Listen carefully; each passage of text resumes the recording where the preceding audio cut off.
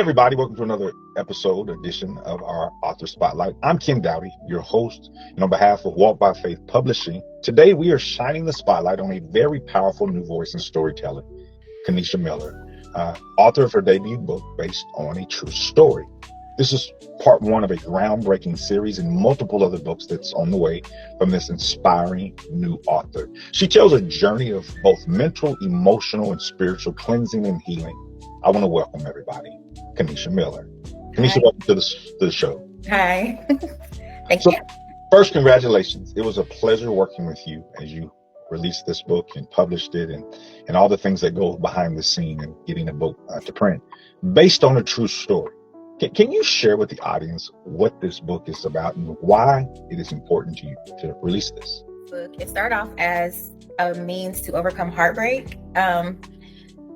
My brother's girlfriend had told me, like, sis, you need to get it out, write it, write your story, just write a short story, whatever. So this started off as a short story just for her and my daughter-in-law to read, just for me to be able to get what was going on out. And it ended up turning into a full-on novel. It was very healing and therapeutic for me. Writing this book. So this book is about a woman named Jasmine who is stuck between two brothers, True and Jeremiah. So that is where the title actually stems from, because this is a book of fiction, but it's Jasmine telling her love story of how she fell for True. And True is one of the main characters of the story. You've shared with me a lot of the pain you've gone through, losing your father at a young age, growing up around abuse. This is not a true story based on your life, but it does capitalize around some of the things you've gone through. What does healing look like for you through this writing? So I started writing when I was in the 5th grade, maybe about 10 or 11. I used to self-harm when I was younger. And like you said, so my father was murdered when I was 7, and I've had a very traumatic life, and my dad was probably the most important thing to me. So I started to journal as just kind of a means to get things out. If I was upset, if I was hurt, my grandma made me mad, I would write about it. I would write short stories about her, about, people from school, whatever it was, to overcome and try to get myself through that healing process. And it's just something that I've always done since then. I've always said I wanted to be an author, that I wanted to write a book. I would start some, but I would never finish them. And I don't know, something about this one, it was, to me, it was a homage to my heartbreak, and it was a homage to the person that I love. Like, if I finish this, I don't know how to explain it. It was just, all I can say is it felt like a homage to our love story. This was the culmination of your healing journey. Mm-hmm. Yes. Yeah. Now, you've shared with me, and I've read bits and pieces of this book, that this is an honest book. It's a raw book.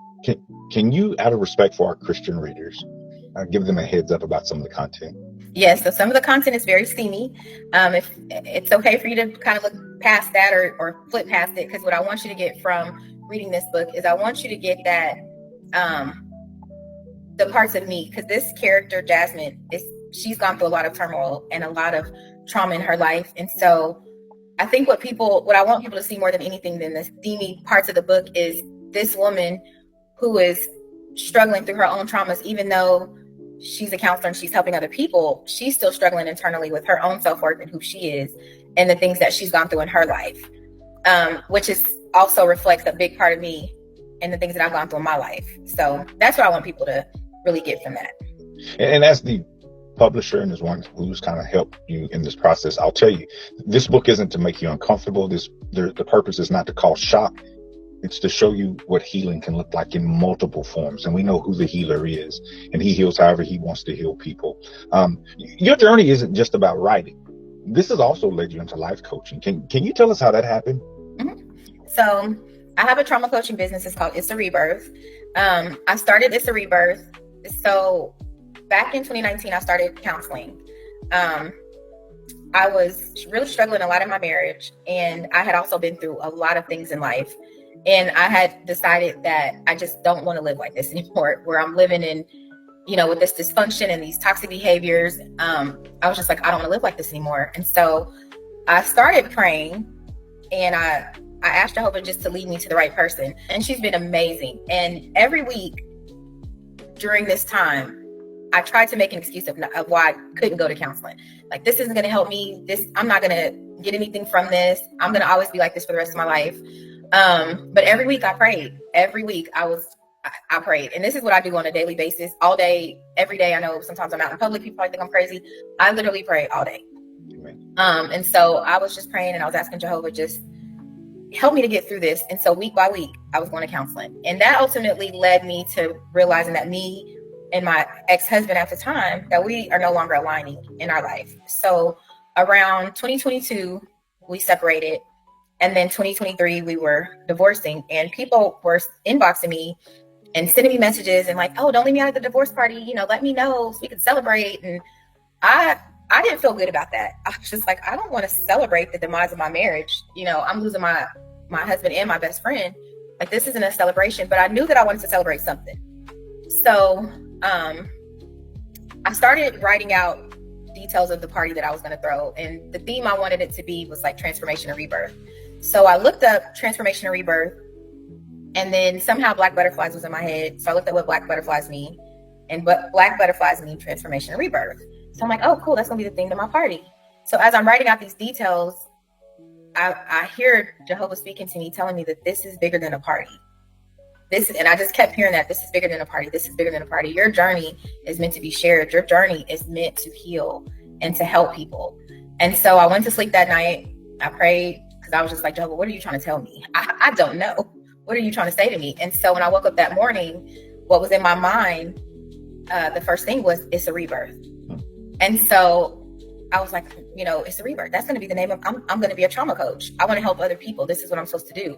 So I talked to my counselor. I asked her how I could become a life coach. And she gave me all the logistics of that. And so that's how that started. That's awesome. That's actually really beautiful. That life can throw you lemons, cause you pain, but you take that pain, you take the misery of it and turn it into something that God already knew in advance would be helpful and meaningful to other people. For everyone that's just now kind of catching up, we're talking to Kenisha Miller today. She's releasing her first book called Based on a True Story. You can find that book at itsarebirth.net, where you can also find opportunities to sign up for her life coaching. She's also going to have a book signing event on August 31st at the Okie Hangout in Oklahoma City. We invite you to hang out with us for a couple of hours from 3 to 6 at 534 East Memorial Road. They're not on the screen. 534 East Memorial Road at the Okie Hangout, and come have some free food and meet the publisher, meet the writer, as she celebrates both her book signing, her book release, and her business, It's a Rebirth. Okay, Kenisha, are you ready for the lightning round? Mm-hmm. We call it the Faith and Facts lightning round. So your audience can get to know you a little bit more, on maybe a personal level. Just answer the first few things that come to mind. Coffee or tea? Coffee. Early bird or night owl? Night owl. One thing your friends, one word your friends would use to describe you? Empathetic. If you could have dinner with one person in the Bible other than Yeshua, who would it be? It would be, I'm torn between David and Saul. I think those are both really good characters. I want to meet Paul myself one day. What's one thing you do every morning to just get the day started right? I pray. Okay. I quote the scripture, for this is the day that the Lord has made. Let us rejoice and be glad in it. And then also Jeremiah 29:11. For I know the plans that I have for you, declares the Lord, plans to prosper you, not to harm you, plans to offer you hope in the future. I remember that every day. Wow. Something you do all day long. Pray. Finish this sentence. My life mission is to show God's love through me. And if you wanted people to walk away with one thing from this book, what would it be? I would want people to walk away with pieces of me, to know that this book was written to show how important your healing journey is, how important my healing is through creativity. Yeah. And so that's what I hope people walk away with. Yeah.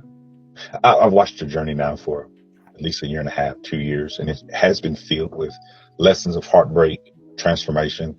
You have a gift inside of you. You have a voice. I can even remember you jumping onto some of our Bible studies about a year or so ago, and you had a strong voice that helped others kind of see things differently, get through their pain. And I'm very grateful that God connected our paths. I like your name also, Kenisha. And so it just fits. It's perfect. You can, again, find Kenisha's book at itsarebirth.net. It's right there on the screen, itsarebirth.net. You can sign up for life coaching with her.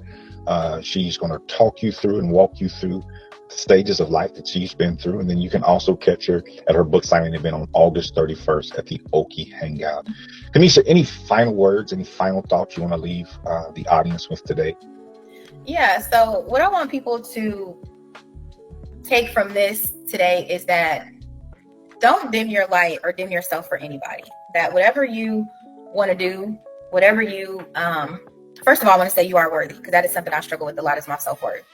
I also want people to take away that you can do anything that you want to do. Don't allow people to limit you, to dim your light, and tell you something that you can't do. I had my first child at 18. I dropped out of high school my senior year, and I've always had people tell me things that I can't do. When I said I was going to go to school, my husband at the time told me I wasn't going to be able to do it. But you're not going to be able to finish that. I couldn't finish it, and I didn't have kids, and I wasn't a wife, and I didn't go to work. I mean, I went to work. That's what he said. You work, you're a wife, and you have kids. He's like, I just went to work, and I couldn't finish school. And I'm just like, okay. I am now college educated. All 4 of my children have graduated high school. When I first started my healing journey, my motivation for that and my prayer was for Jehovah to help me to break generational curses so that I can create better for my children and my grandchildren. And so here I am, 44, and I'm an author. I've started my own company. And so I just want people to take away from my journey that your healing journey is yours alone, and not to allow anybody to dim you or to make you think that you can't do something that you want to do.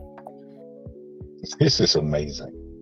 This has been a beautiful interview. I'm glad you all are getting to meet Kenisha the way that many of us already know her. You can, again, find her book. It's available to you. And she has many more works in progress that will be on the way. Itsarebirth.net. It's itsarebirth.net. That's the interview. That's been our time. We want to thank you all for watching this video and taking the time to meet her and understand her journey. And until next time, walk by faith and not by sight. See everybody later.